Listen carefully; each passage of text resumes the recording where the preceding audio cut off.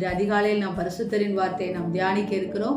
இந்த நாளிலே கூட மத்தேயு எழுதின சுவிசேஷம் 23வது அதிகாரம் 12வது வசனம். தன்னை உயர்த்துகிறவன் தாழ்த்தப்படுவான், தன்னை தாழ்த்துகிறவன் உயர்த்தப்படுவான்.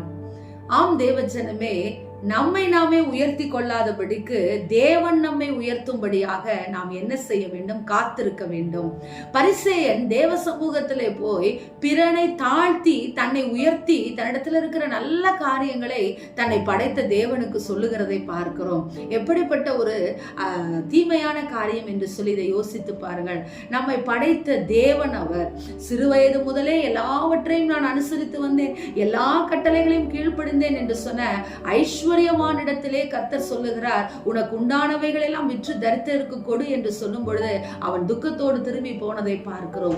ஆனால் தேவ ஜனமே, இன்றைக்கு நம்மில் அநேகர் என்ன செய்கிறோம்? ஒரு உயர்வை விரும்புகிறவர்களாக இருக்க வேண்டும். மனுஷர்கள் நம்மை புகழ வேண்டும். நம்முடைய ஆடை அலங்காரங்கள், நம்முடைய எல்லா காரியங்களும் இதோ கர்த்தரை வெளிப்படுத்துகிறதா இல்லாதபடிக்கு மனுஷீகத்தை, நம்முடைய பெரிய காரியத்தை, நாம் பெரியவர்கள் என்று சொல்லி நினைக்கிறதை, நாம் உடுக்கிற உடையினாலும் நாம் வைத்திருக்கிற ஆஸ்திகளினாலும் நமக்கு இருக்கிற படைபலத்தாலும் நம்மை பெரியவர்கள் என்று காட்டிக்கொள்ளாதபடிக்கு கர்த்தர் நம்மை உயர்த்த வேண்டும் என்று சொல்லி அவருடைய சமூகத்திலே உங்களை தாழ்த்துங்கள். இதோ காப்பு நாடாட்களை நீளமாக்கி கொண்டு சந்தை வெளிகளிலே திரிகிற அநேகர் தங்களை போதகர் என்று சொல்லிக் கொண்டு இருக்கிறது போல இன்றைக்கும் நாம் அநேக சூழ்நிலையிலே நம்மை நாமே உயர்த்துகிறவர்களாய் இருக்கிறோம். தேவன் கொடுக்கிற ஆசீர்வாதம், தாய் தகப்பன் இல்லாத எஸ்தரை கர்த்தர் எப்படி தேசத்து மகாராணியாக மாற்றினார் என்பது தெரியும். அதே போல தேசத்து ராஜாவாய் இருந்த நெபுகாத் நேச்சர் எப்படி புல்லை தின்கிற ஒரு மிருகத்தை போல மாறினான் என்பதும் நமக்கு தெரியும். ஆம் தேவ ஜனமே, மனுஷ ஒருவரை உயர்த்தி ஒருவனை தாழ்த்துவது கர்த்தர் ஒருவரே.